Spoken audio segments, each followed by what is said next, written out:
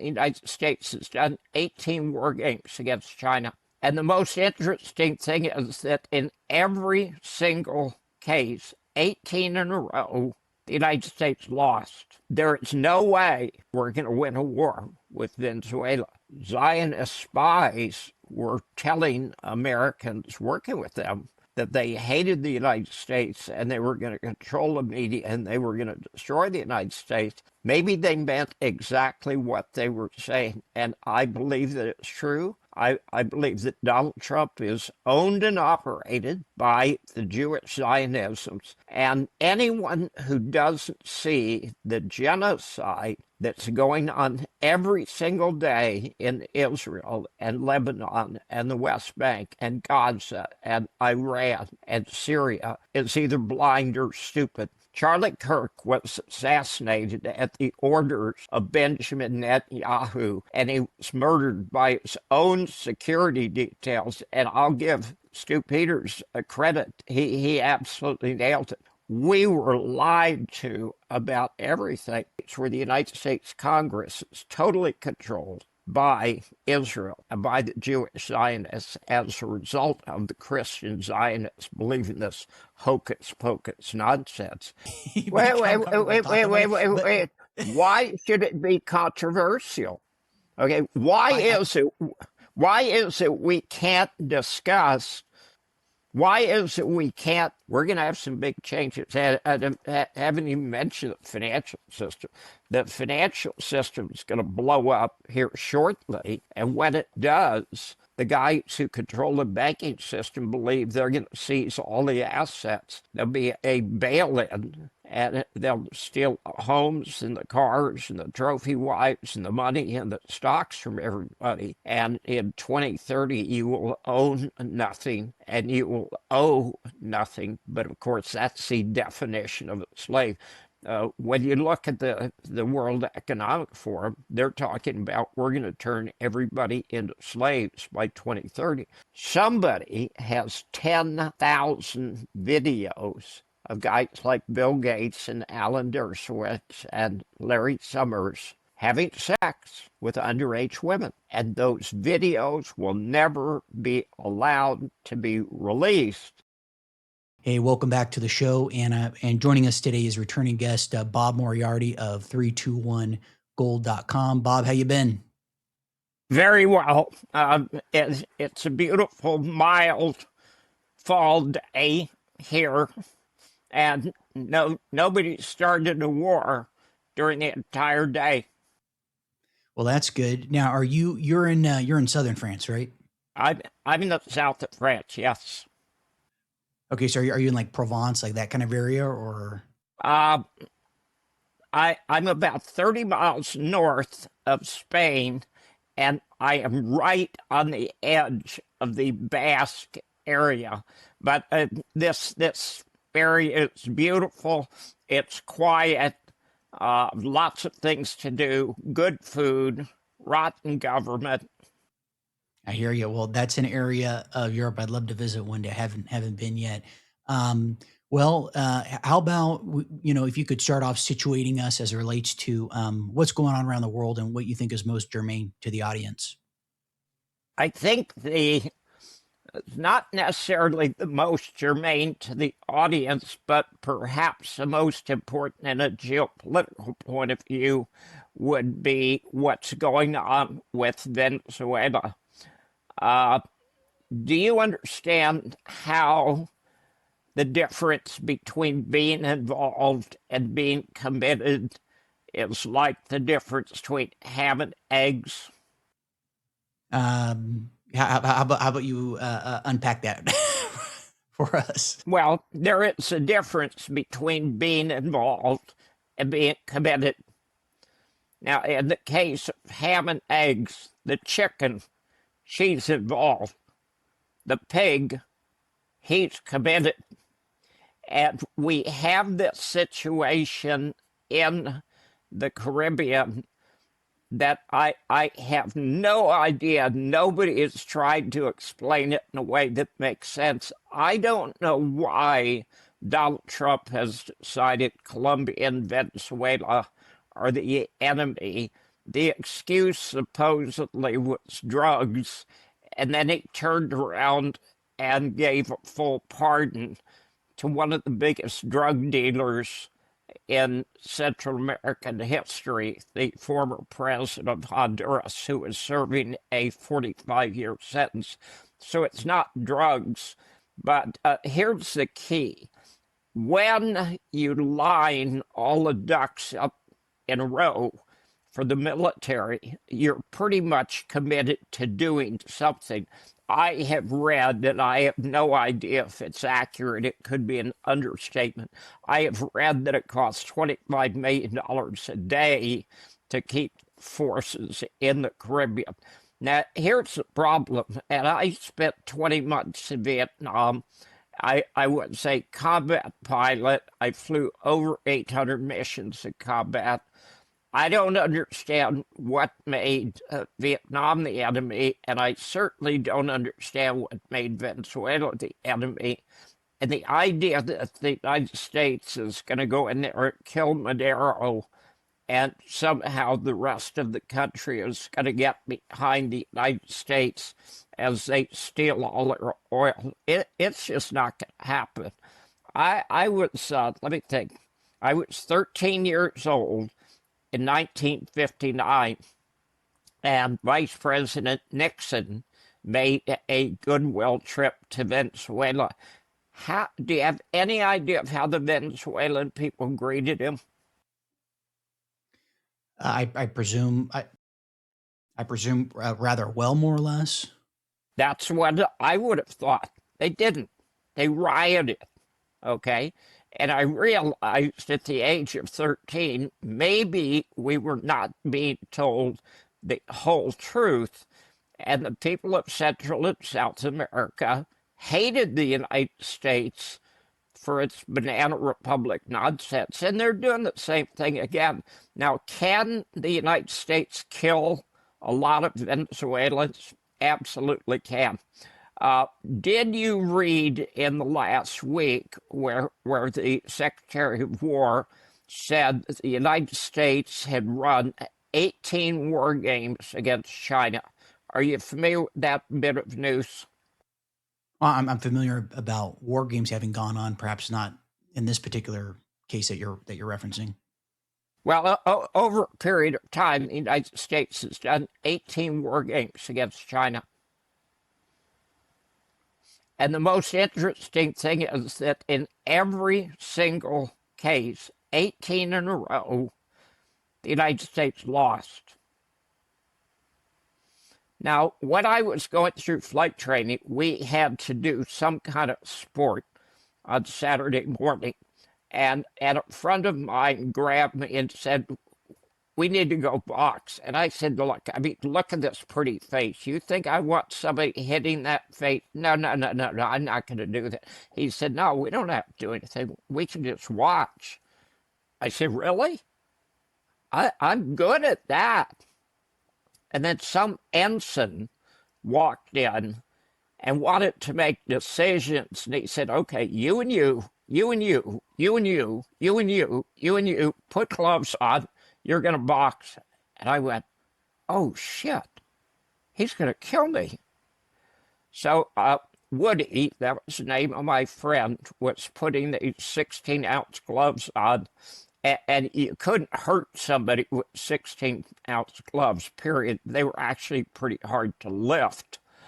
And the guy that I was going to fight with was standing back to back with me.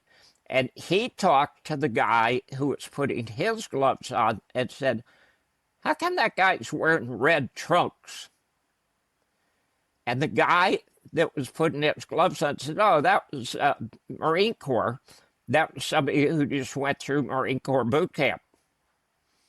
And the guy said, "Oh, shit, he's going to kill me."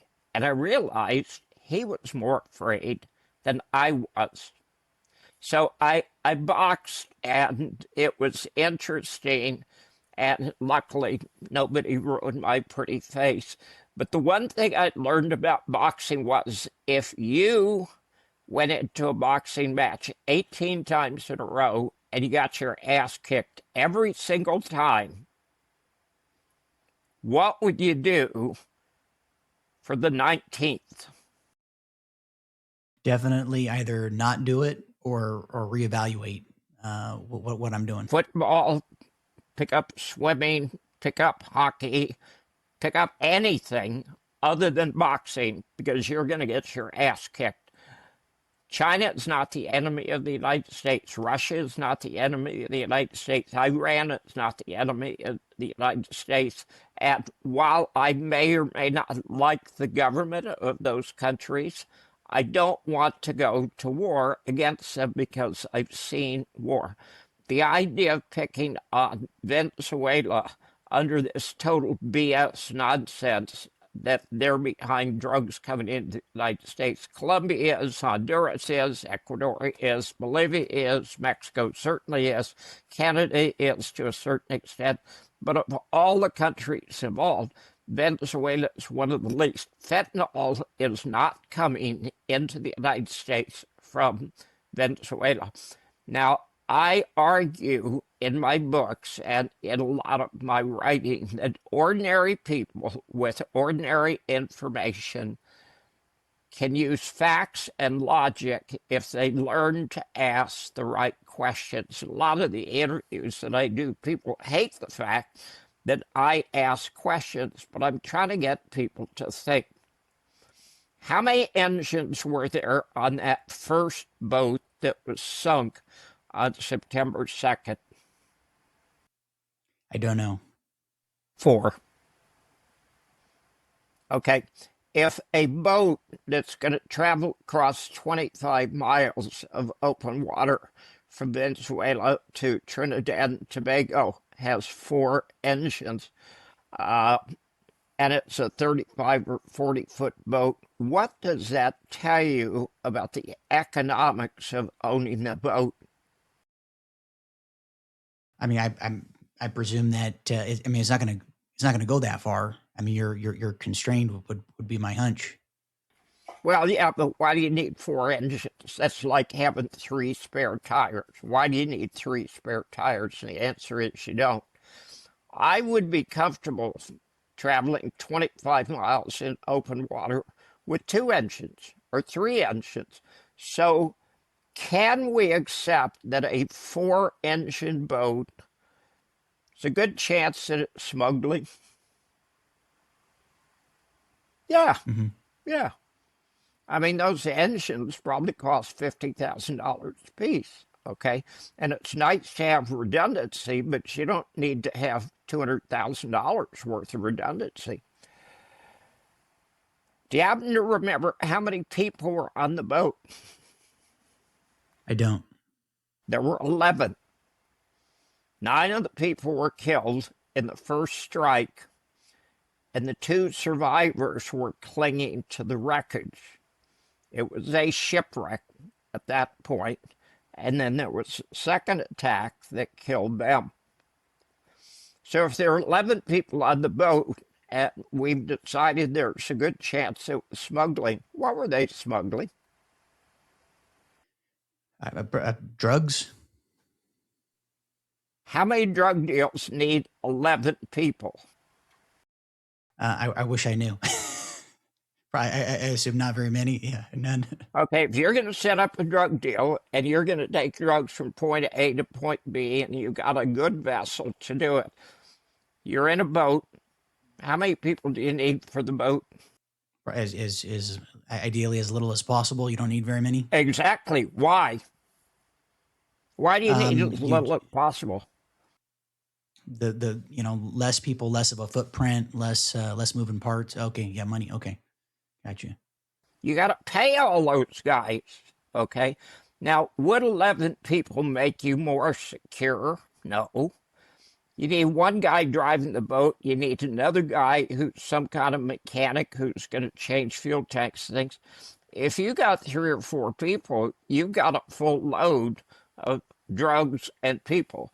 Now, I am told, and I don't know that it's true, but it sounds like it could be true, that in Venezuela, the wholesale price of cocaine would be $25 million a ton. So every 100 kilograms of cocaine would be $2.5 million.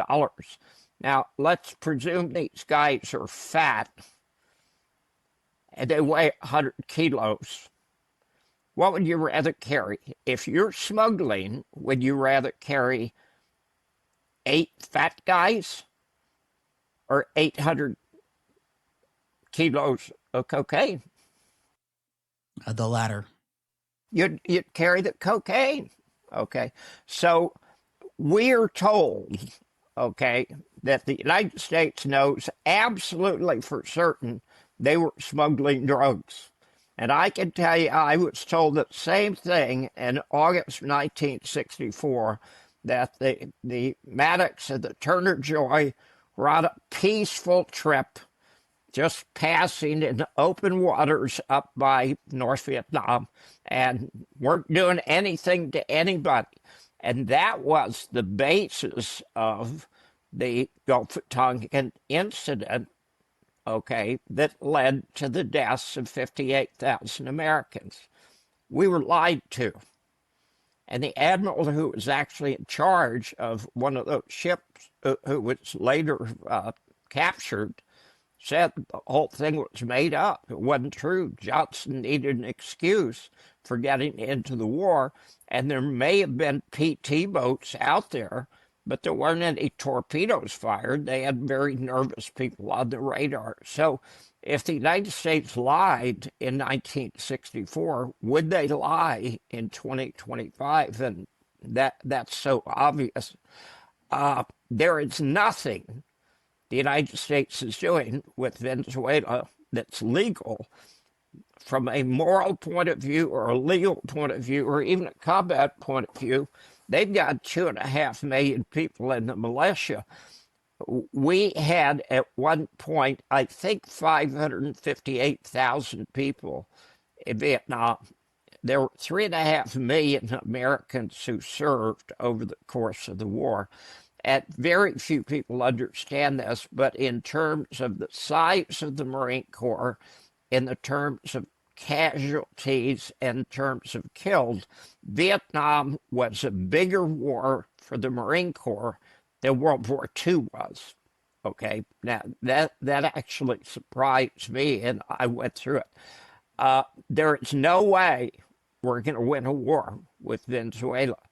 We have the ability to kill tens of thousands of people, just like we did in Panama, and the end result will be negative for the United States. And the interesting thing is that the American people, by and large, are against the war. They don't see any advantage to it, and frankly, I don't either. I hear you, and you're reminding me. I had Doomberg on a few episodes ago, and he mentioned how it's a working capital problem when you don't have an ongoing conflict going on for the military-industrial complex, and I thought that was well said. Who came up with the military-industrial complex? I think the term was coined by, I think it was coined by Eisenhower. Right, in its farewell speech. And he wanted to change it to a different name. He wanted to call it the Congressional Military-Industrial Complex. And his speechwriters told him, nah, you'd never get away with that. But it's absolutely true. It's about money. I was not fighting for freedom in Vietnam. And I was a 20-year-old kid. And, my excuse is I was stupid at 20. But we used to believe what the government told us.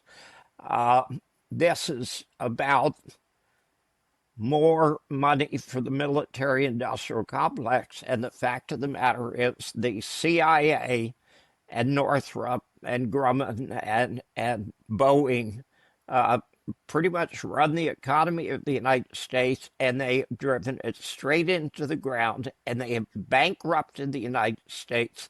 They've done it both fiscally and they've done it morally. Now, we had talked about that strike on that first ship with 11 people on board and 2 who survived. every single person who goes through the United States military or Coast Guard is sat down and he's talked about the Geneva Convention, he's talked about war crimes. And you have an absolute obligation to not obey illegal orders. And specifically, when they talk about illegal orders and war crimes, attacking survivors of a shipwreck is a war crime. So the very least that it could possibly be would be cold-blooded murder, and the most that it could be would be a war crime. And I am against that, okay? And certainly Vietnam, there's no question about it. Vietnam was a war crime. But we used to believe what we were told, and people no longer believe what they're told. I am very proud of that black admiral who either got fired or resigned because he said, look, we're doing things that are a war crime. We shouldn't be doing that. What did Israel do 2 weeks ago that involved two people? I'm not tracking that, but I presume killed them. They captured two terrorists. Okay, if you're Palestinian, you're automatically a terrorist. This was in the West Bank, and I have no idea of what they supposedly did. They captured them. These guys came out from hiding. They lifted their shirts to show they weren't wearing a suicide belt. The IDF took them back into that facility and shot them. That is a war crime. I am embarrassed that the United States and Donald Trump and Pete Hegseth and Rubio and all the other idiots running the United States government think war crimes are perfectly acceptable behavior. Let me point out something, and this is kind of a trick question. I want to see if you get it. What country has killed more innocent people, the United States in the last 20 years or Israel? I imagine the U.S. Yeah, absolutely. And the only difference between the United States killing literally millions of people in Iran, Iraq, Syria, Lebanon, Somalia, Yemen, the difference between the United States and Israel is the United States does it through abject stupidity, and Israel does it through evil. There are all kinds of people in the Defense Department, War Department, as it were, who think killing innocent people is just good, clean fun. Now, they don't believe that in Israel. They think killing innocent people is the way you should run your country. And of course, they have destroyed their reputation around the world. The United States doesn't realize we've done the same thing. If the United States is stupid enough to invade either Colombia or Venezuela, they're going to find out how much the United States is respecting South America. And I can tell you, they're going to be shipping a lot of American kids home in body bags. Yeah, I certainly wouldn't be surprised on that. So let's talk about something interesting. Think of something. There's got to be something interesting. There's a myriad of things that are interesting that we'll definitely be diving into. But on the theme of Israel, I thought I'd ask you and also mention that I received a comment from somebody on a YouTube video I did. I had Doomberg on again, and I had mentioned to him, and I was kind of I was trying to be what's the word, kind of cryptic in how I present it, because I recognize there's sensitivity to the topic.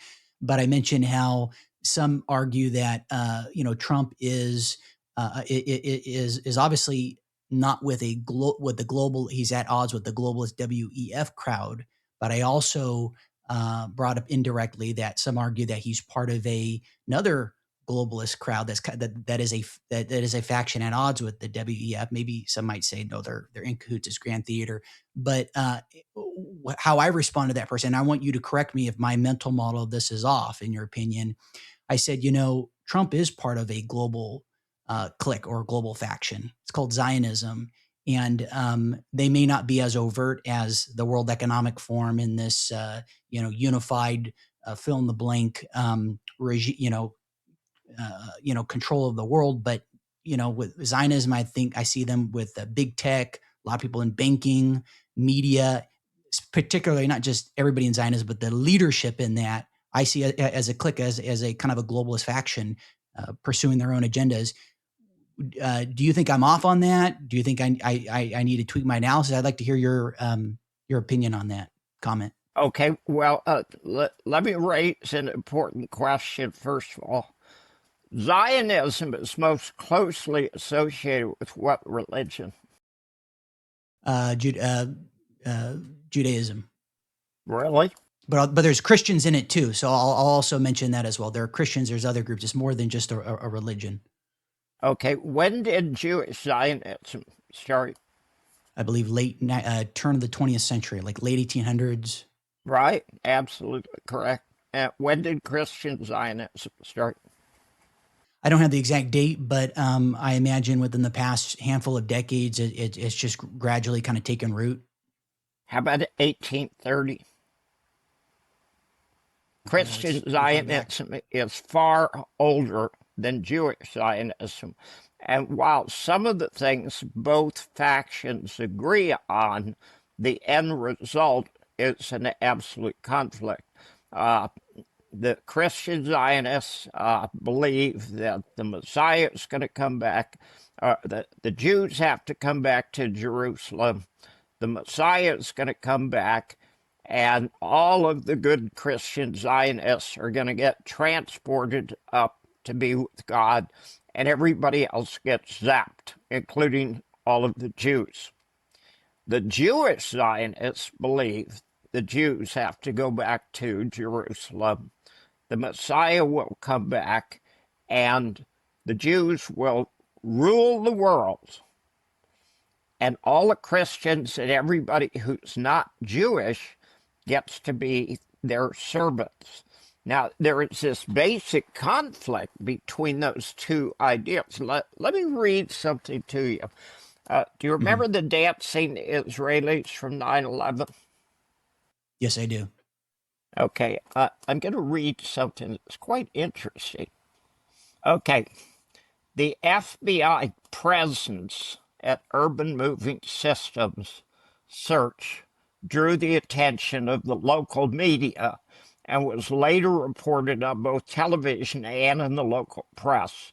A former Urban Moving Systems employer later contacted the Newark division with the information indicating that he had quit his employment with Urban Moving Systems due to the high amount of anti-American sentiment present among Urban's employees. And of course, the Urban employees he's talking about were all Mossad agents.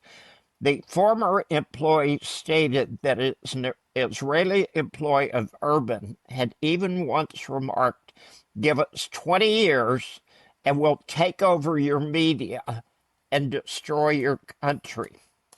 Now, do you have any idea where I got that information?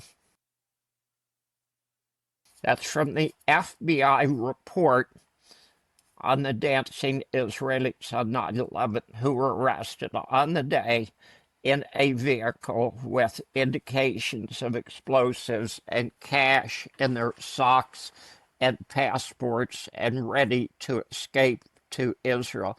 And they were actually interviewed on television later, and they told the police, "We're not the enemy. The Arabs are the enemy, the Palestinians." Now, this concept of taking over the media and destroying the United States, where does Zionism, especially Jewish Zionism, stand today with that idea? I think it's very I think it's very much a part of the agenda. As I saw Netanyahu speak about the need to control social media, and I think of TikTok and a lot of other platforms, and CBS being usurped. Okay, and who's behind it in the United States? A number of players. I mean, Larry Ellison comes to mind. Okay, and who's his son? I don't know the son's name, but I'm familiar that he's an agent of his father's, of course. Pursuing those agendas. Exactly right. His name's David.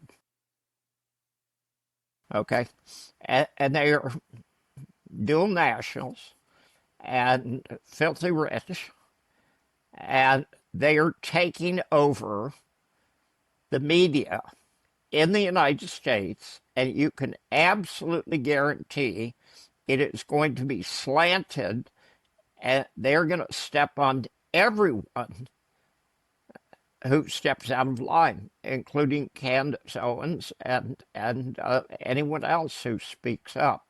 Now, here's what's interesting about David Ellison. What color eyes does he have? I wish I knew. Next time you see a picture, take a close look because he's got something that's very, very unusual. They're black eyes or something, or Now, it's a blue-eyed Semite. oh, You don't got it. see all that many blue-eyed Semites. But Mhm. they make no bones about it. They're going to take over the media. And if you think of what Germany's doing and the UK's doing, trying to silence people, these Larry Ellison's going to spend tens of billions of dollars shutting Americans up. This is reminding me of the guy behind the doors. I'm blanking out on the lead singer's name. Whoever controls the media controls the mind. Right. Absolutely. Do you have any idea who invented the concept of propaganda? CIA or some other agency. No, it was a cousin of. I'm having a senior moment. Hmm. Who was the top psychologist back in 1910, 1920? Oh, Freud. Freud. Freud's cousin invented the concept of propaganda. And there's actually a very valid reason for propaganda. During the Civil War, 25% of the soldiers on each side would not shoot their weapons at someone on the other side. And the military on both sides decided they need to demonize the enemy and make sure they shot it to everybody. And certainly, everything the military tells you now is a lie. They have no problem lying through their teeth. And they're going to demonize the Russians. They're going to demonize Venezuelans. They're going to demonize Colombia now. They demonize China. And I think it's a bad idea. And what scares me is when 24 years ago, Zionist spies were telling Americans working with them that they hated the United States and they were going to control the media and they were going to destroy the United States. Maybe they meant exactly what they were saying, and I believe that it's true. I believe that Donald Trump is owned and operated by the Jewish Zionisms, and anyone who doesn't see the genocide that's going on every single day in Israel and Lebanon and the West Bank and Gaza and Iran and Syria is either blind or stupid. Yeah, I've seen some of the footage. I saw, and it's probably controversial for some people listening. That Stu Peters. I'm sure you've seen his content. I did see that documentary he did called Occupied. It was pretty disturbing, pretty graphic too. You and Well, and there's let another. me go one. Let me go one better. I don't like predicting the future specifically, okay, because there's too many things that can go wrong. So, if you want to know what the price of gold is going to be tomorrow or a year from now, Hal, I don't know. I'm not smart enough. I believe that it'll go up, and that's it. But this 22-year-old kid, they got charged with the assassination in Arizona. No way in hell. I mean, that kid will either commit suicide or they'll suicide him or something. The the Why the federal government is involved in a local police matter is totally beyond me, but the FBI wanted to take control of the Charlie Kirk assassination. Charlie Kirk was assassinated at the orders of Benjamin Netanyahu, and he was murdered by his own security details. And I'll give Stu Peters credit. He absolutely nailed it. He's got the video and he shows exactly what happened. I was in the military, in the Marine Corps for 6 years, and I was in our high school ROTC for 3 years before that. And a 30-06 cartridge could not have done to Charlie what that explosive did. His microphone was set up to explode on command, and there are videos of the guy who reaches up and pushes the button, and bang, and it takes out his blood vessels, and he was dead when he hit the ground. He was murdered by his own people, and Candace Owen says his wife was part of it. I absolutely believe it.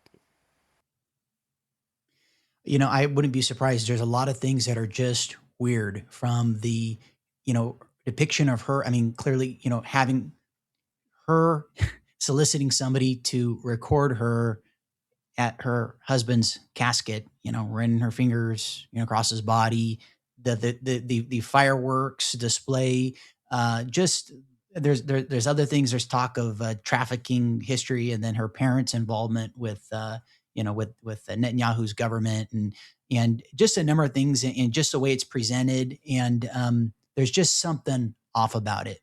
There's something No, off it's about it. not something off. It's everything off about it. We were lied to about everything. Now, to the very best of my knowledge, and that's where it gets really interesting, what did the autopsy done on Charlie Kirk come up with? There was no autopsy that I'm aware of.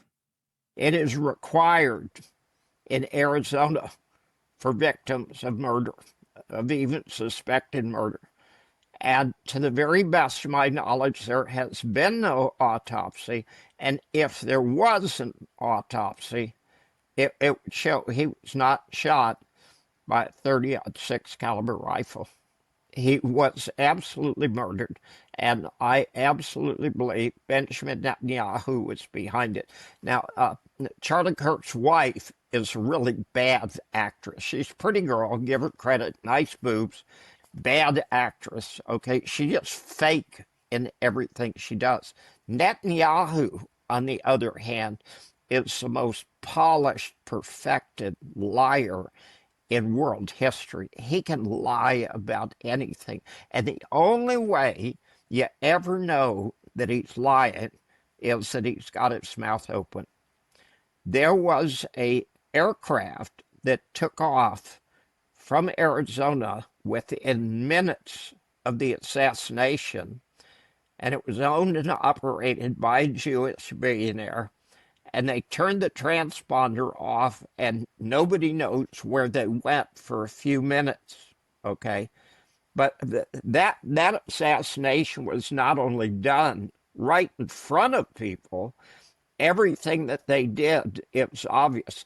Wasn't a single picture, wasn't a single sighting of that 22-year-old kid on top of a building. It's absolutely irrational to believe somebody wouldn't have been watching there. And there was a helicopter, gyrocopter, taking pictures, okay, from the police, but no indication whatsoever of anybody being in a position to assassinate Charlie Kirk. Charlie Kirk was murdered by his own people in cold blood. And Stu Peters has the story, and I believe he's 100% correct. I think so too. And to just deviate for a quick moment as it relates to Stu Peters, and we were also referencing Venezuela, not to detract too much, but he also released a clip of how Maduro was lambasting Zionism, as being kind of a plague on the world, and that was another wrinkle behind the regime change. With, of course, Trump's very, to your point, being a Zionist and being in bed with that leadership in particular. I just thought I'd bring that up. Well, to the extent that all of the politicians in the United States are terrified of the Zionists, but not the Jewish Zionists. They're terrified of the Christian Zionists because there are so many of them. Now, the Jewish Zionists want everybody to believe that Judaism and Zionism are identical, and they're not. They're totally different. I have read that 84% of Israelis, and they are Jewish Zionists, support genocide in Gaza and the West Bank and literally want to kill all of the Palestinians. And the Knesset just passed a law saying it was okay to kill terrorists. And of course, terrorists are everybody that's got brown eyes and dark skin. That scares me, but I can understand politicians are afraid of the Christian Zionists. Now, how much do you know about Bibles? How much do I know about? Did you say Bibles? Yeah. The Bible. What is the Bible? I'm not like, despite my name. What is the Bible of the Christian Zionists? What is the Bible of the Christian Zionists? There is a specific Bible. That bit. Oh, okay. Well, I mean, if I might be off track here, but I'm thinking what you're alluding to is that the Jews are God's chosen people, and that Christians need to be part of it. Or I'll go into that for just a minute because that's absolutely correct. Jews are God's chosen people. I'll tell you where that came from. There's a guy named Scofield. And Scofield came up with a Bible, okay? And like the King James Version, there is the Scofield version. And the Christian Zionists go to the Scofield Bible and they read about how wonderful Israel is and how much Christians, Zionists need to support Israel so the Messiah comes back and we can all be transported up with God. The problem with it is Scofield died in 1920. The revisions to the Bible were made in the mid-60s by a committee at Yale, a Jewish committee, and they added all of these comments to the Scofield Bible. Those comments were not in the Scofield Bible. They were added to the Scofield Bible, and Scofield had nothing to do with them because he had been dead for 45 years. So what Christian Zionists believe is the propaganda put out by Jewish Zionists in Yale in 1965. Now let's go back to the chosen people. Where does that phrase come from? People who believe that Jews are the chosen people will refer to the Bible. What do they refer to in the Bible? I'm sorry. What did it refer to, or where did it originate from? Is your? I mean, I imagine the Old Testament. It's from. Is that what you're alluding to? Genesis. Okay, and in the Bible, it talks about Abraham and his family, and they were the chosen people. They were God's chosen people. Now, Abraham was the patriarch of what religions? David was a patriarch of what religion? Not David. Abraham was the patriarch of what religions? We know Jewish, okay? They were the chosen people, but who else? I'm drawing a blank. Abraham was the patriarch of the Jewish religion, the Christian religion, and the Muslim religion. So it's not incorrect to say the Jews are the chosen people. It is incorrect to not include the Christians and the Muslims because they were part of the patriarch Abraham's family. And that's important to understand. We have gotten to the point in the United States where the United States Congress is totally controlled by Israel and by the Jewish Zionists as a result of the Christian Zionists believing this hocus pocus nonsense.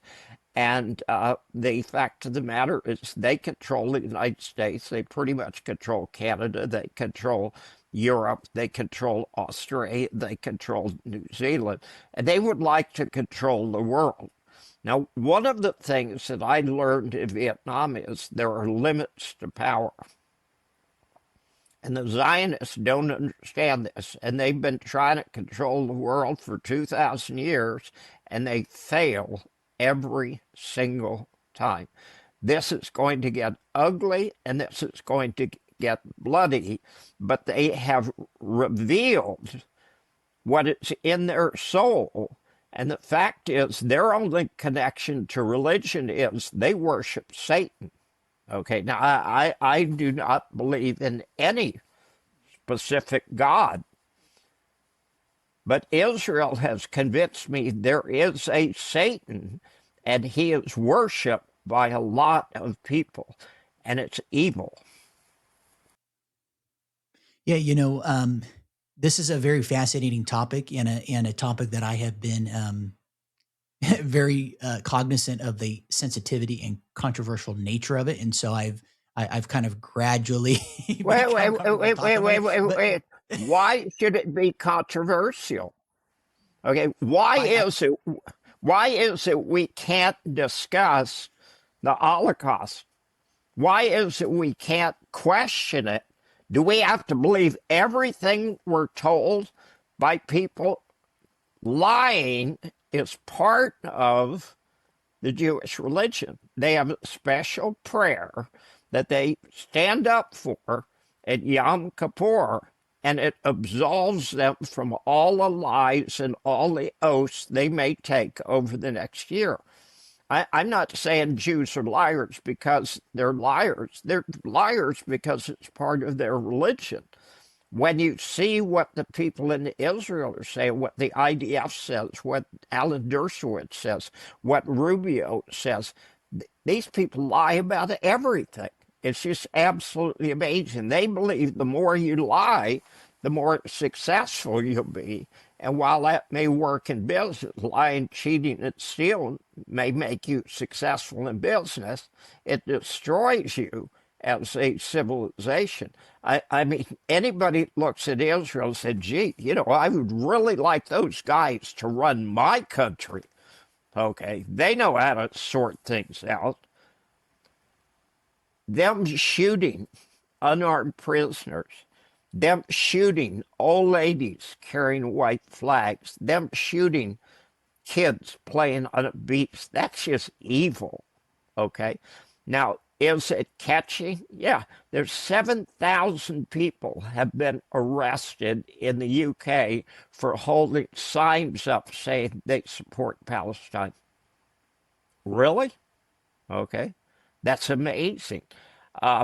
In Germany, the banks were debanking candidates for the ADF, okay, because they were a different political party that's not popular with the EU. I mean, there is stuff going on politically, geopolitically in the world today that is so evil that things are going to have to get better, because you can't get very much more evil than blowing up two guys sitting on a shipwreck off Venezuela or shooting 2-year-old children in the head because you don't like them.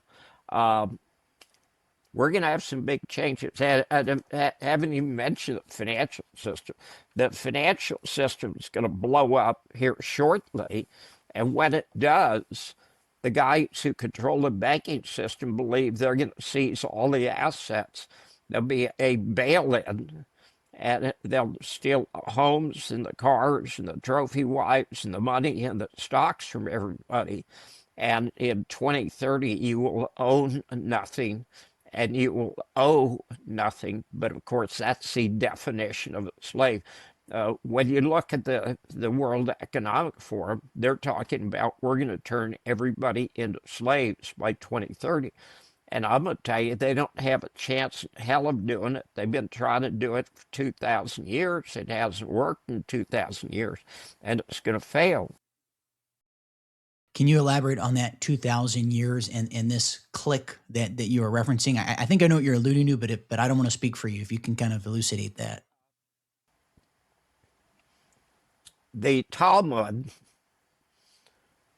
is a book written by the Jews, and there's no direct analogy to New Testament and Old Testament. It's a list of rules for the Jewish religion, and it is an evil book, and it supports evil, and basically anything the Jews do to the non-Jews is perfectly acceptable. Lying is okay. Sex with children under 3 years old is okay. Sex with boys up to the age of 9 is okay. Anything you can do and get away with is acceptable behavior. And it is an evil book, and the people who follow it, word for word, are evil people. And the epitome of the evil of the Talmud is Zionism in Israel today. And an interesting thing, I don't think I mentioned this figure. 84% of the Zionists in Israel support genocide, but 62% of American Jews are against the genocide. Okay, so this is a function not of Judaism, this is a function of a religious faction in Israel that is no more than a cult, and it's a very murderous cult. And the real reason all these silly-ass wars keep going on is Benjamin Netanyahu's been charged with corruption. He's been tried. They've had an ongoing trial for 5 years now. And as long as he is Prime Minister of Israel, he cannot be sent to jail. And these wars are all him catering to the religious fanatics in Israel, and they are religious fanatics, and they are a cult member, and they're liars, and they're sociopaths, and he's doing it because he's trying to stay out of jail. The whole Gaza thing was set up by Benjamin Netanyahu. If you go to the 1,200 Jews who died that day, how many of them were killed by terrorists? Not very many, if at all. I believe a lot of them were killed by the IDF, if I recall. Most of them were killed by the ADF. Now, I believe the numbers that I've seen indicated there were 350 Jews who were security personnel or IDF members. They would have been legitimate combatants. Hamas, and nobody ever wants to say this. I'm the only guy that's got the guts to say this. Hamas was not a terrorist organization. Hamas was the democratically elected government of Gaza.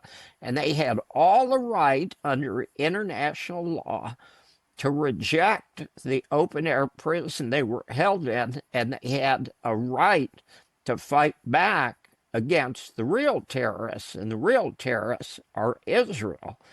But if you take the 1,200 and you subtract 350 from that, you've got what, 850 people, Jews, who died, okay? 350 were legitimate combatants, and if Hamas killed an IDF soldier, that was legitimate, it was fair, and it was in battle, and it was not terrorism, it was not murder. You had 850 people who died, and the vast majority of those, probably over 600, were killed by the IDF under the Hannibal Doctrine. Now, are you familiar with the Hannibal Doctrine? It's my understanding that the Hannibal Doctrine allows the IDF and Mossad to basically kill to kill their own people as kind of a means to an end, if I'm not mistaken. It's sort of correct. It doesn't have anything to do with the Mossad. It has everything to do with the IDF. Israel hates the Palestinians capturing prisoners because they want to pretend they're the victims. Okay? It was the intent of Hamas back in October to capture as many Jews as possible and hold them hostage. Now, you can argue whether that's a war crime or not, and a lot of people have concluded it is a war crime. But if you believe it's a war crime for them to have captured hundreds of Jews, you have to accept the fact that Israel has 11,000 Palestinians who have been held hostage by Israel without charges in jails, tortured, raped, murdered, starved, in horrible conditions. So everything that happened to the Jews was bad, but it was far worse when you consider the Palestinians. And I have seen videos of helicopters attacking the cars that were leaving the musical festival. Okay, they were killing everybody, including the cars that were headed away from Gaza. So the IDF killed most of the people, probably over 600. Israel knows to a single digit exactly how many people the IDF killed, and they're never going to admit it because Israel was a terrorist state on October 7th, not Hamas. Hamas was trying to capture people. They were trying to do exactly what Israel has done far more of, and I don't necessarily support that. However, from an international legal point of view, you've got all the right in the world. An occupied territory, and Palestine is an occupied territory by Israel, has a right to resist. Now, one of the things that we hear a lot of is Israel has a right of self-defense. Now, is that true from a legal point of view? Yeah, I imagine so. No, Yeah. it's not. No, it's not. Okay. Okay. Okay. What is the international court that would rule on that? The is it the ICC? The Oh, ICC. Now, okay. 10 years ago, that issue came up, and the ICC said, as the occupying power, Israel has obligations to the people they're controlling, but they do not have a right of self-defense. So basically, everything you're told in the United States, well, actually in Europe, that's true too. Everything you're told is a lie. Now, I am not anti-Jewish, period. It's just another religion that I don't care about, okay? It doesn't make any difference to me what they believe. But their actions in Israel are so evil that it should be stopped. So as it relates to that, and this is obviously one of those sensitive topics, but that we're covering, I figured I'd bring it up and ask Yeah, you. but you You you know, you said oh, something really important. Why should it be a sensitive topic? We don't have any problems talking about some of the evil things Japan did during World War II, and they did some horrible things. We don't have any problem talking about the evil that the Nazis did, and they did some horrible things. Why is it that we can't talk about genocide when it is right in front of our face on a daily basis? You can go to YouTube and you can watch two Palestinians murdered in cold blood, and that took place 10 days ago. That's evil, okay? evil. Now, I Oh, I killed completely. a lot of people. I was a combat pilot. I was not a pacifist. I was a warrior.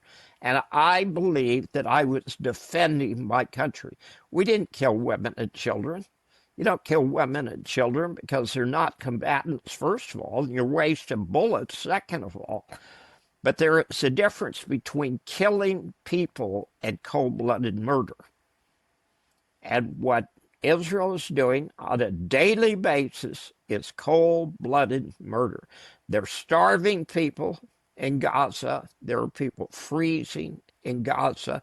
And they have so much control in the world that if you protest genocide in the UK and you're over the age of 65, you'll be in the 7,000 people that have been arrested and charged with crimes by the British police. That's amazing. Absolutely amazing.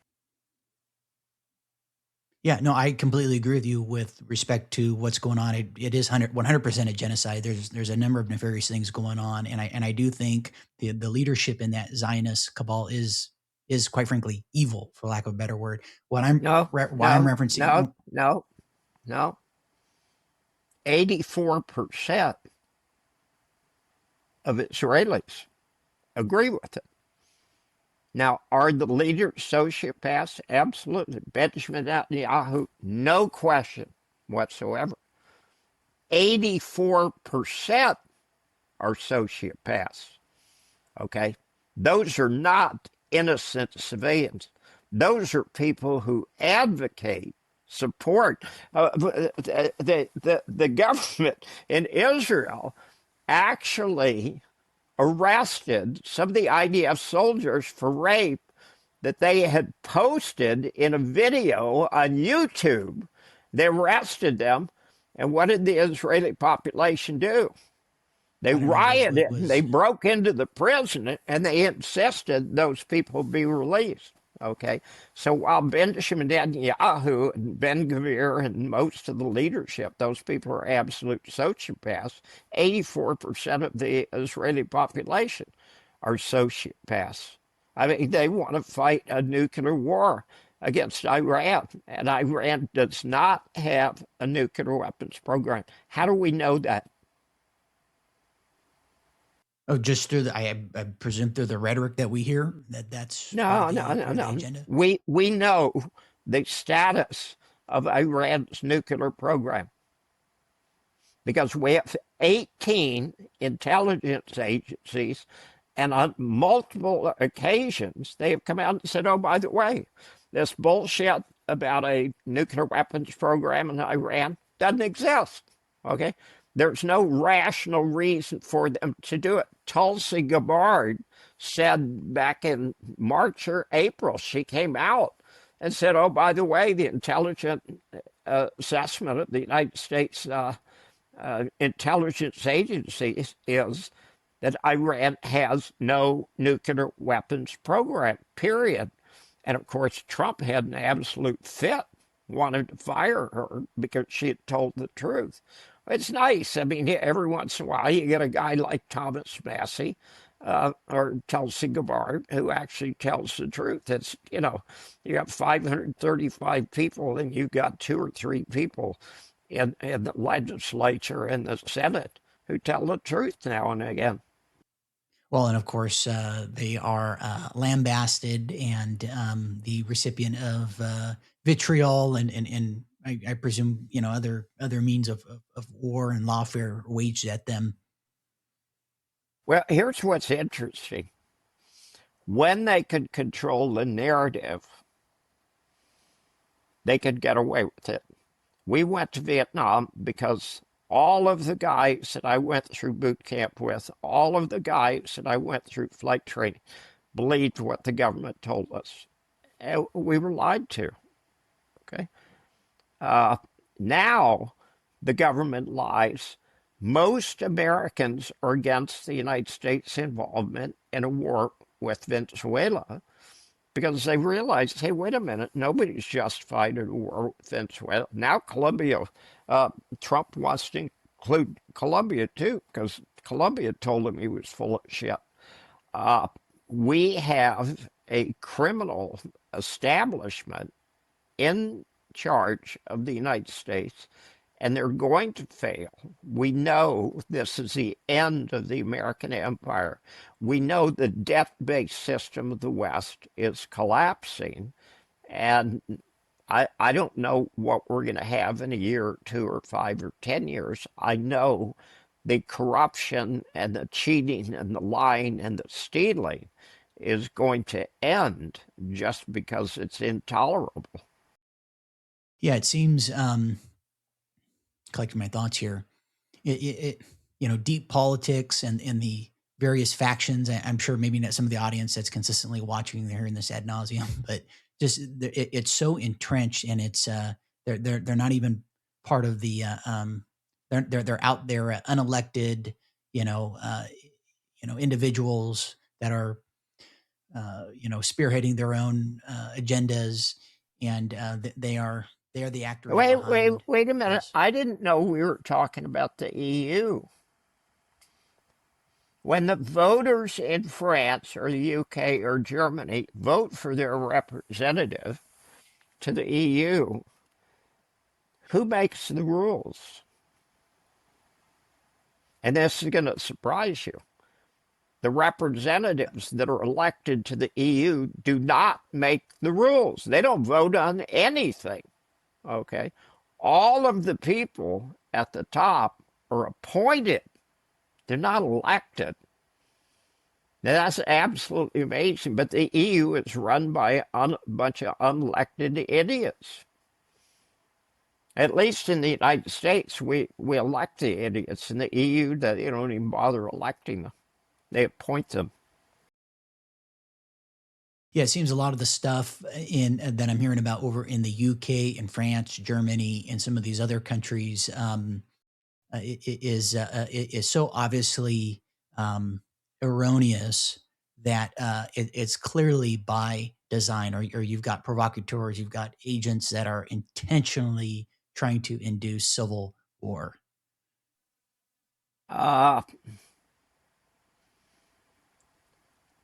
end of empire, you can go back and read Gibbon, Decline and Fall of the Roman Empire. If you read everything that happened at 300 to 400 AD, that's when you get all the idiots. Now, will there be some kind of revolution or civil war? Absolutely. To say that it's by design, I'm not sure you could say it's by design. It's really through more stupidity than anything else. I mean, the Europeans do so much stupid stuff. The Europeans seized $200 billion of Russian bonds. Okay, there were bonds that were issued by the EU and the property of Russia, and they seized them under the trading with the enemy concept. You know, we're not going to allow them to actually control their own assets. And the government of Belgium actually came out in the last week and said, hey, by the way, EU, you cannot steal that because it would be illegal. And the Russian government has told the government of Belgium, if you allow those bonds to be seized, we're going to sue you and you're going to lose. And of course, that's absolutely true. There was $300 billion worth of Russian assets seized total, some in the United States, lots in Europe. And it's illegal. It's piracy. It's like the United States seizing that vessel off Venezuela. It's criminal, okay? So the United States has turned into piracy, and the EU has turned into piracy. But even Belgium has said, oh, by the way, if you do that, we're going to get sued and we're going to lose. So it's end of empire. That's when you get the fools. And I would like to believe that it's organized, but it's really more through stupidity than anything else. And empire. Well, as it relates to, you mentioned Gibbon's work, and the fall of Rome. People always talk about the fall of Rome, which of course the western half fell, but the eastern half carried on for about another plus or minus 1,000 years. Byzantium, we might see something like that too, where some vestige of the American empire kind of lingers on, but in a small capacity, kind of like Well, it's same Byzantine thing with Empire. Canada, same thing with Canada, same thing with Australia, same thing with the EU. The EU is going to turn into a sort of Disneyland for the BRICS nations. They'll go to France instead of seeing the Eiffel Tower. They'll go to France to see Euro Disney. Uh, they're going to be tourists. They're going to be the guys with all the money. There's so much outrageous crap going on. During COVID, how many government officials in New Zealand were exempt from the mandatory COVID shots? If I'm not mistaken, all of them were. I think New Zealand was pretty hard. Okay. 12,000. Okay. Everybody who was working for the government was absolved from taking the shots. Really? So these are the shots that you put people into camps and you force them into isolation and you force them to take that shot that is so safe because it's never even been tested. But as part of the government, you don't want to take it. Golly, that's interesting. So we've got so many crimes going on right underneath our nose, and God love David Ellison. He thinks everybody's so stupid they're not going to realize they're being fed 100% Zionist bullshit 24/7. They're going to. People are not that stupid. They know what's going on. Well, I think you brought up a great point, as you did with some of these EU, these unelected European leaders, where the term hubris comes to mind. Where I guess after a while you're in your own echo chamber, you start to kind of lose touch with reality, and I presume that's more or less what is at bay. I'll also add, I saw that, I don't know if her name is Barry Wise, might be botching it. The CBS person who's kind of spearheading it, and she did the interview with Erica Kirk, and I just see just the just the the psyop being done on the American people, and it's just asinine to me, and it's pretty damn right. It's pretty spooky to me. It's interesting to me because they're so convinced that they're going to get away with it. And the amazing thing, they're not getting away with it. And ordinary people that I deal with all see through it and see how evil it is. And these guys are all doing the same thing the U.S. military always done. Our tactics in Vietnam were the tactics that we fought World War II with. Okay? The military is always fighting the last war. Now, Barry Weiss thinks, the Zionists control everything in the United States, so everything I say, people are going to believe. I laugh at Trump. He is so funny. He believes that everything he says, people believe, and he can change it the next day, and nobody will notice. Now, when the issue came up a week or so ago of the 2 shipwrecked survivors from that first vessel that was destroyed on September 2nd, he was asked, would you release that video? And he said, yeah, I don't see any reason we could release the video. When he was asked a week later, when are you going to release the video? We're not going to release the video. I didn't say that, okay? You just made that up. You're just fake news. I went, holy cow. People got longer memories in 1 week. Now, what happened was they actually showed the video to members of Congress of both sides, the Democrats and the Republicans, and both sides, Democrats and Republicans, said that was one of the ugliest things they had ever seen in their life because you get to see cold-blooded murder. And Donald Trump does not want Americans to understand it's cold-blooded murder. So he believes if he doesn't show the video, Americans are too stupid. But that's like the Epstein files.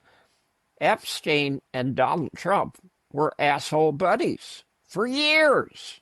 Okay? You think Donald Trump wasn't part of Epstein's crimes? Of course he was.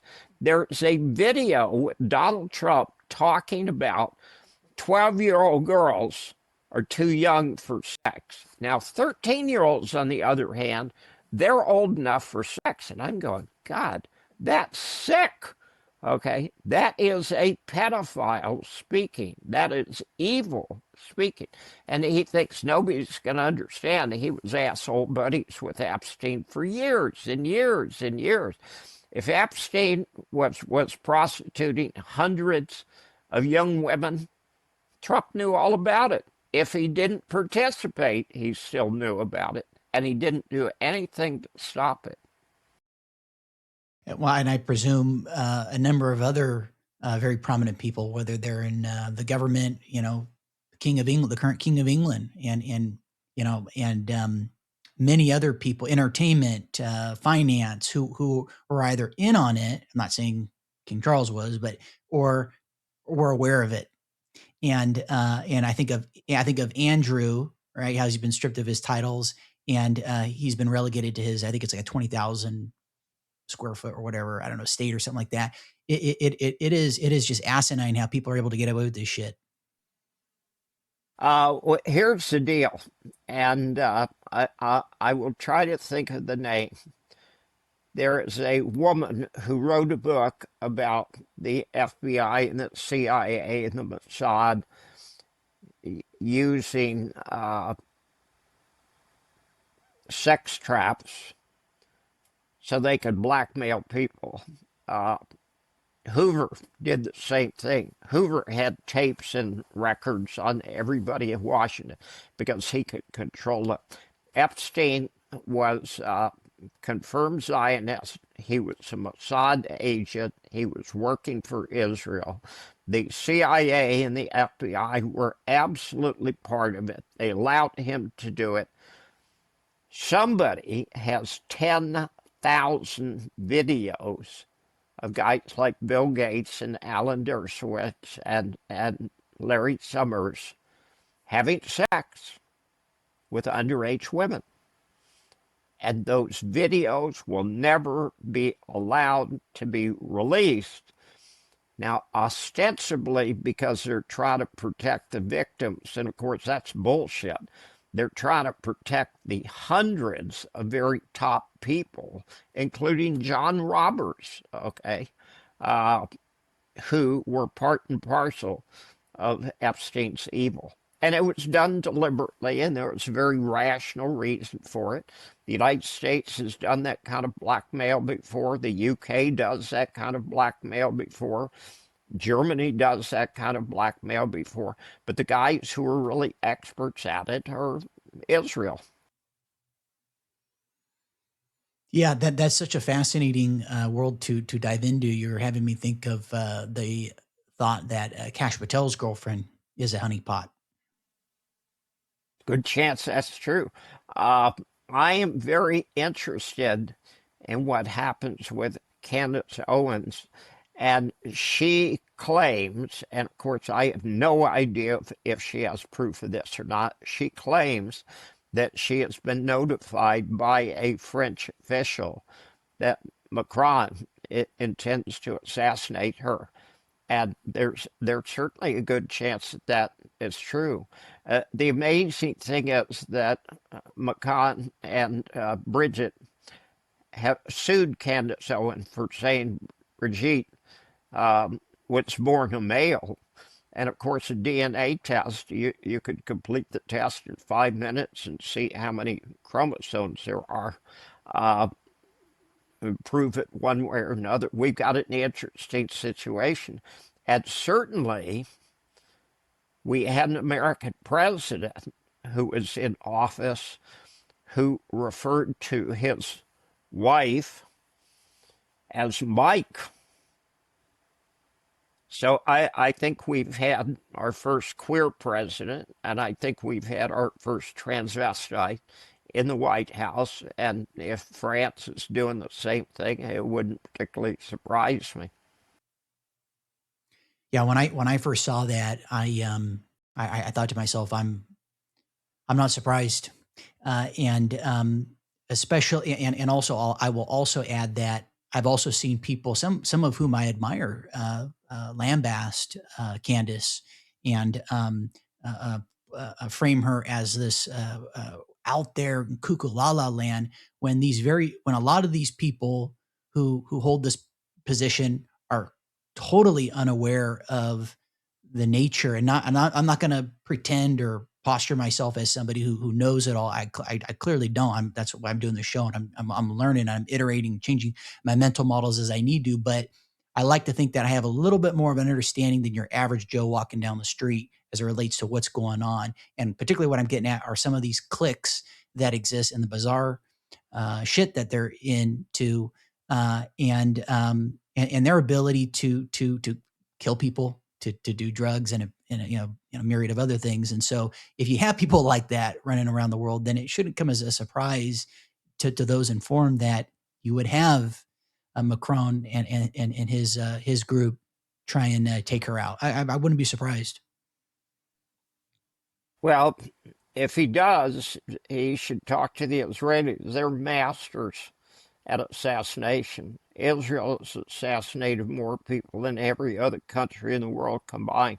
They're masters at it. They made the Charlie Kirk thing. It was amazing. There were probably 1,000 cameras turned on when Charlie Kirk was killed, and the best they can come up with is some kid was on a rooftop with a rifle.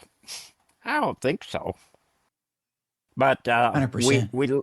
we live in an interesting world, and there's a dichotomy that the sociopaths at the top don't understand, and their crimes and their evil and their corruption is so obvious that lots and lots and lots of people get it. And there's lots of voting where the voters are coming and saying, hey, we don't want this. Now, I supported a lot of what Trump said that he was for. I think this idea of invading a new country every 2 weeks is absolute rubbish. But when you consider Trump and say he's a bad president, how much better would Kamala Harris be, or would Joe Biden be, or would Biden be? We're at end of empire, and that's when you get the fools. And I would like to believe that we're going to go through a cleansing, and the future looks brighter because these people are so stupid and they're so obvious about the evil that they're doing that I don't think they're going to get away with it. So, what do you see ultimately materializing? Um, yeah, as far as what's going on. Do you see like there's going to be a huge loss of life from these countries going at it with each other, and then you're going to see some type of civil war engulf parts of the West, much to the perhaps appeasement of some of these BRICS nations, and we're just going to see just kind of this reset occur within the next 5 years. If you go back and reread The Fourth Turning, it's one of the most brilliant books I've ever read because it predicted what was going to happen well in advance. And they said there's going to be a movement to totalitarianism, and governments are going to try to seize all the power. But you got to go to the end of the book to realize they also said it can go one of two ways. You can go into full-blown totalitarianism, or you can have some shoots of liberty sprouting up where people are saying we don't want to be totally controlled. I think it's obvious by now to everybody except the World Economic Forum. The World Economic Forum is a joke, and nobody believes they're going to succeed. And all this climate change and all this nonsense about green energy, we're waking up to the fact that everything we've been doing for the last 15 or 20 years is a lie. COVID was deliberate. And it was set up years in advance, and they did it right in front of us. And anybody who could think about it in 2020 understood that it was fraud.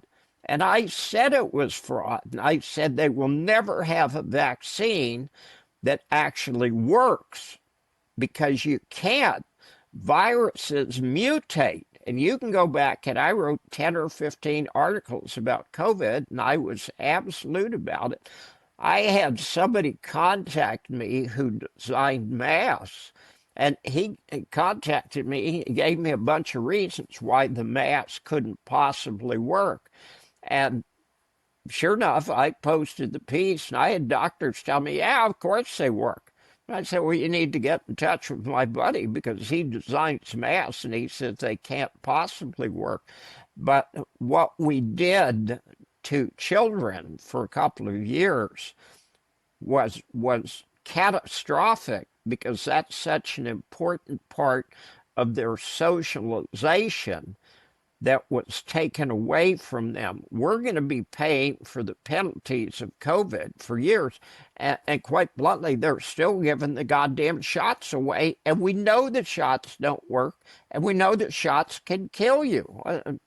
Why you're still giving the shots away, I don't know.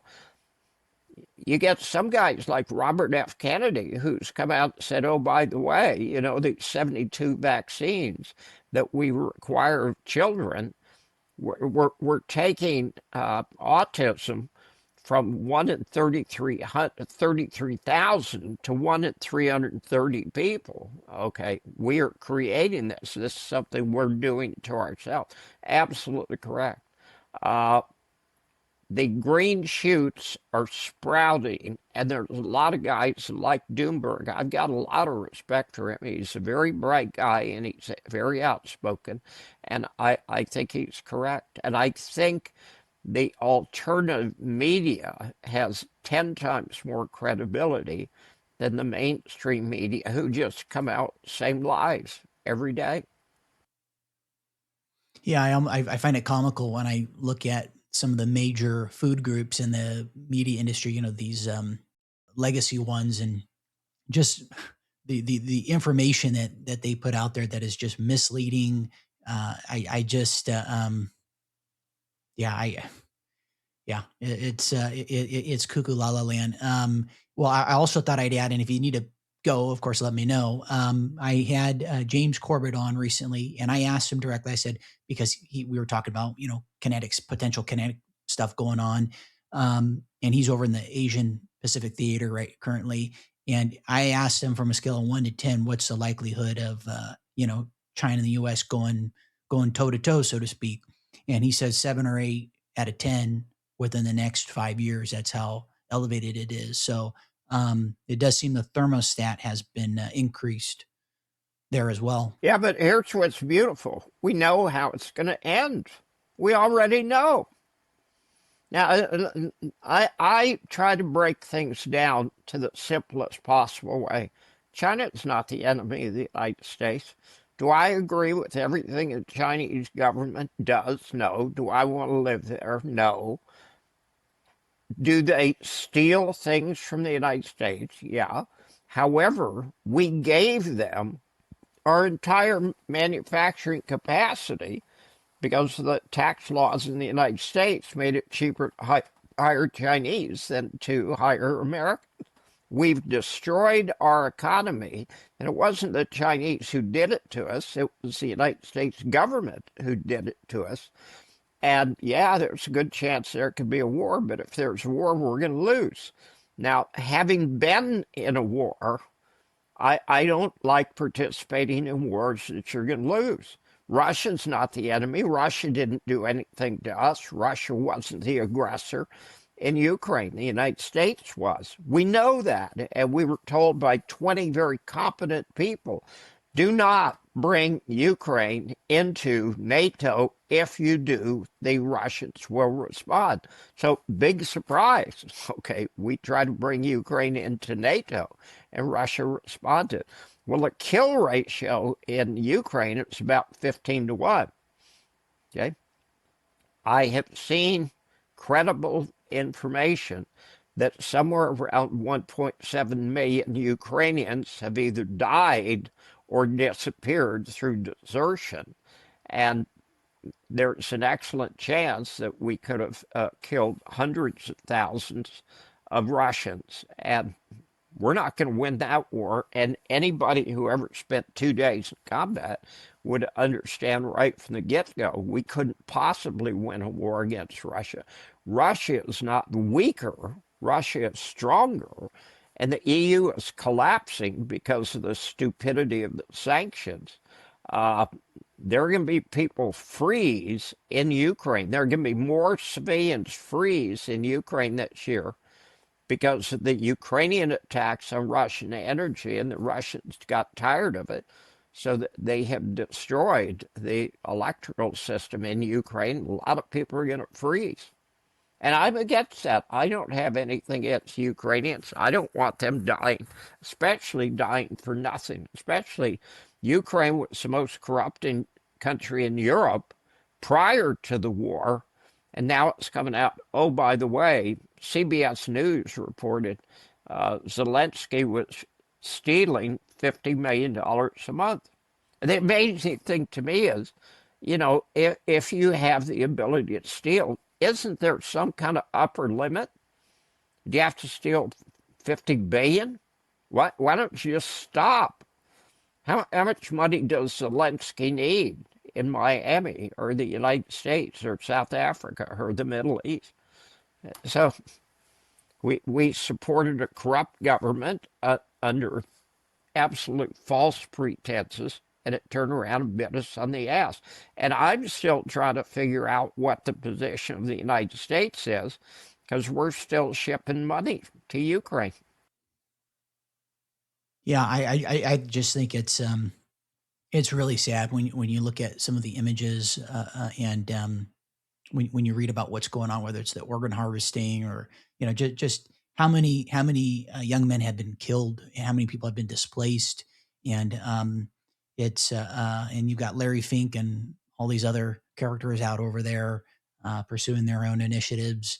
Yeah, it's just crazy. And then seeing, I saw a video. I think it was the Danish army, working with their forces, and the German military is trying to build up their forces, and all these young, kids that are getting trained and conditioned to go fight, a fool's errand. Yeah. Well, that's turned into a joke. As a forward air controller, I controlled hundreds of airstrikes and artillery missions, including naval gunfire for the biggest guns the United States had, the battleship New Jersey with 16-inch guns.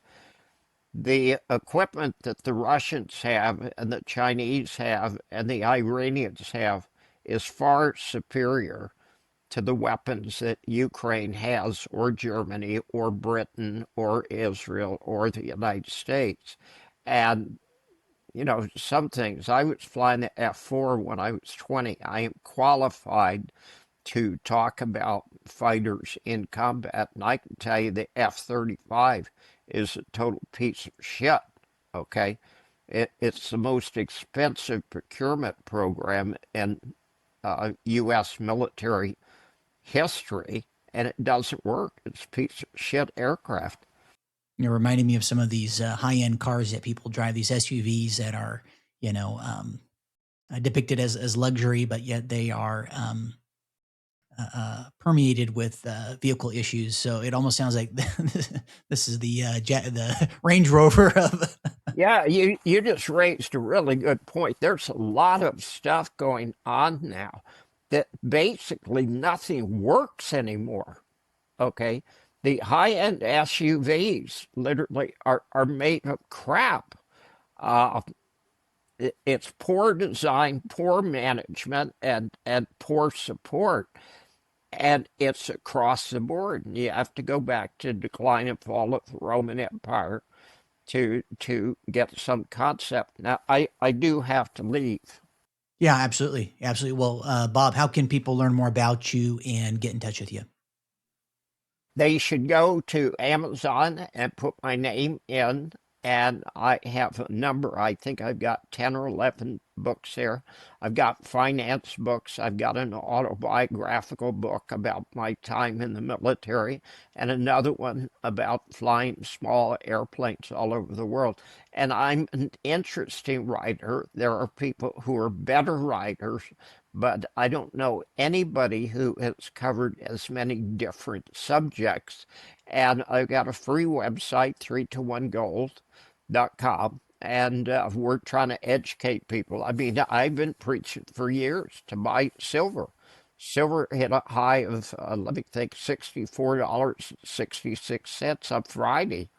So all of the guys who followed me when it was $4 or $5 or $8 an ounce are doing very well. And the fact is, it's going to go a lot higher. The debt-based system of the West is collapsing, and you either prepare or you're going to be a victim. Well said. Well, Bob, I appreciate you coming on. Fascinating conversation, and have a Merry Christmas and be well. Super deal. Thank you, Christian. It's always fun talking to you. I appreciate it. You take care. Quick ask. Over half of you who watch the show regularly haven't yet subscribed. If you've enjoyed the show, you're finding value in it, subscribing is really the best way to support the channel. It's, of course, free. It literally takes 2 seconds, and it lets the algorithm know that this content matters. And, of course, my commitment to you is going to be that I'm going to continue to bring on great guests, refine those questions. And of course, I'm always receptive to your feedback. If there's certain people that you'd like to have on, or certain questions, or this, that, and the other that you'd like to have as part of the show going forward, things of that nature, please let me know. I'm pretty easy to access. Anyhow, that's my commitment to you. If you can subscribe, that would mean a lot. Thanks.